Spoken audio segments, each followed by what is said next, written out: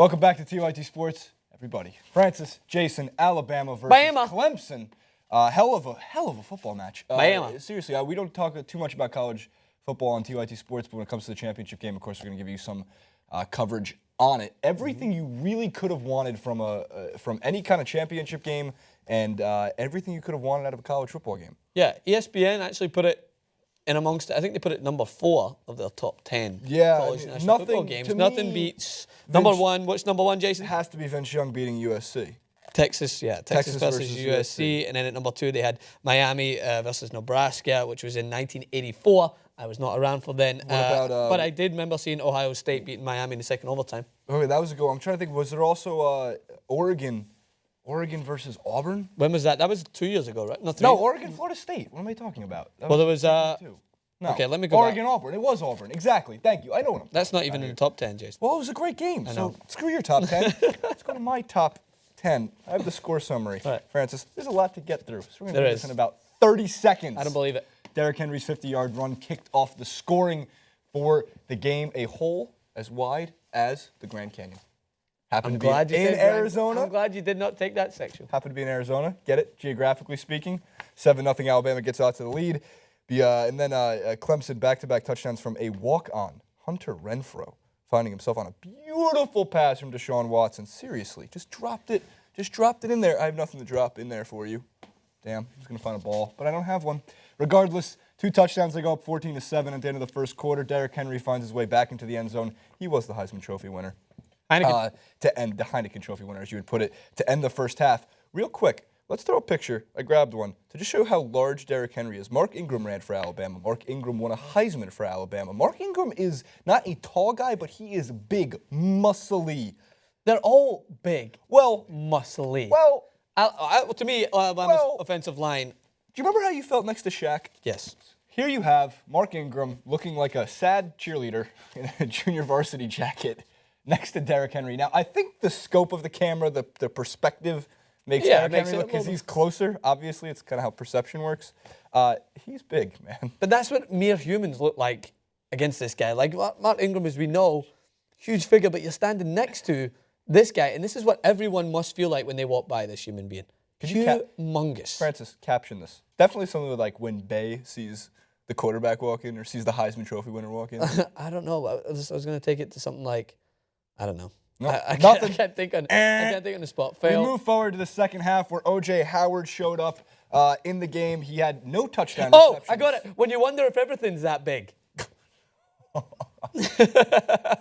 Nice. It was late, but it was good. You get a buzzer for that, too. O.J. Howard shows up in the second half. He had no touchdowns during the regular season for Alabama, but he had over 200 yards receiving, including his first, a 53-yard pass from Jay Coker to put Bama up 21-14. A couple field goals later, a Wayne Gallman run later, and Clemson is back on top heading into the fourth quarter. Now, a lot of stats were thrown up on the bottom line during that broadcast of, both these teams don't lose games when they lead in the fourth quarter. Bama rarely trails in the fourth quarter when it comes to these. Clemson, undefeated on the season. Look how much of the scoring summary takes place in the fourth quarter. Yeah. It was impressive. Oh, it's exactly what you could have wanted, except for the backdoor cover at the end, but we'll get to that later. Kicks off with a field goal. Adam Griffith ties the game with just over 10 minutes left. O.J. Howard again puts Bama on top, 31-24. A Greg Hugel field goal makes it 31-27. And just when Clemson's within striking distance, I mean, they really weren't within striking distance the entire game, but just when the momentum's turning after, a good defensive, O.J. Howard burned him, but pretty good defense in the second half, enough to keep the game close, obviously. Kenyon Drake returns the ball 95 yards on the kickoff, and that looked like to be a dagger, but no! Deshaun Watson, man. Deshaun Watson, mobile quarterbacks cause problems for Nick Saban's defense. Yeah. Mobile quarterbacks cause problems for every defense in college. Finds Artavis Scott on a nice 15-yard pass, 38-33. 2-point conversion fails. That was important because it would have made it a three-point game instead of a 5-point game. And then, just over a minute, I need to cover, man. It's a 5-point game. It's a 6.5-point spread. And who comes through for me? Derrick Henry, the Heineken Trophy winner. Right, Francis? Heineken Trophy? The Heineken Trophy is the only trophy you want to win. Deshaun Watson, believing it was in the second quarter, looked crowded out. Looked like he couldn't find any way to move. Spin move, round the back, finds the pocket, drives through it. He's got the speed.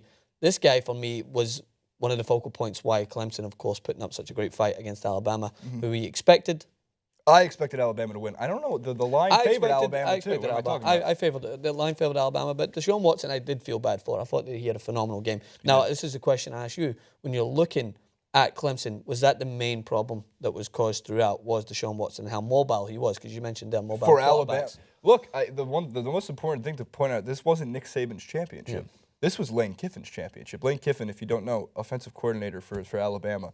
Man, Nick Saban knows something because Lane Kiffin didn't want to be hired anywhere. This guy, if you remember, I think it was about 7-8 years ago, he takes over for Florida after Urban Meyer's time, who just won the championship last year with Ohio State. And Lane Kiffin, on like the first game, right before like the opening game press conference, guarantee we beat Tennessee. They lose to Tennessee. Like he talks a lot, right? Yeah. And he tries to back it up by performing, but it really never came through. He was also with USC backdooring that Pete Carroll lost with Vince Young. So he wanted to get another taste of the championship. He's trying so hard. And people don't like Lane Kiffin, right? Nick Saban likes Lane Kiffin. Colin Cowherd was mocking this entire sentiment the entire time, mocking as in doing the same, not making fun of it. Lane Kiffin called an unbelievable game. Jake Coker's not going to the NFL. He's the quarterback for Alabama. He is not an NFL prospect. He's not even in the top 10 for the draft boards. But he called enough great plays to have Alabama put up 45 points. Yeah. A defensive-minded team. Yeah, do you know what's astounding to me is that does... Shocking. That's why football for me is a sport that's grown on me forever, because it doesn't need to have an individual talent, but great coaching, great tactics is what can help win a game. You just mentioned it there. You have the national championship winning team.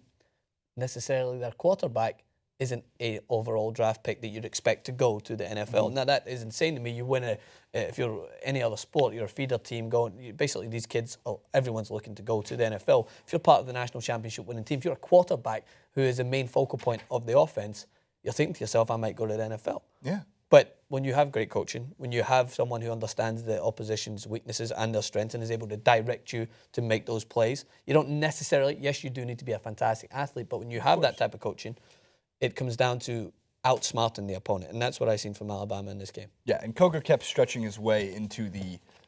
He made a diving stretch to make it first and goal to really extend it because they could have held him to a field goal there. But Lane Kiffin, man, he calls these plays. It's great, and I'm happy for Lane Kiffin. You know what's really sad about Lane Kiffin, though? Even the Alabama team left Lane Kiffin behind. Check out this clip. As we see Lane Kiffin say so long, what's that 3 phases of the Crimson Tide? Alabama at the time, that was sacrilegious, but not anymore. You hold the last bus? Let me on! Please!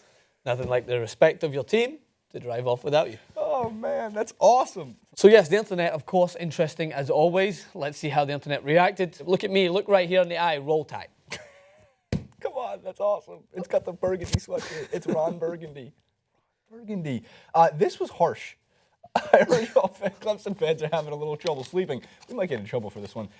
Just have some Bill Cosby sleeping spells. How can we get in trouble for this? Ricky Gervais, I know we're not Ricky Gervais, but come on. The guy just, every second joke in the Golden Globes was about Bill Cosby. When I saw this, that's harsh, man. That's no doubt. Really that is harsh. There's no doubt. Continuing with some of them. But the best MJ one I've seen is this Clemson University one. I mean, the O is fair enough. Nice round head for Michael Jordan, but the paws, the paw prints, the paw. Jordans. We continue with onside kick in the fourth quarter of the national championship. I'm happy I grabbed this meme because what a great Sean Payton-esque like call.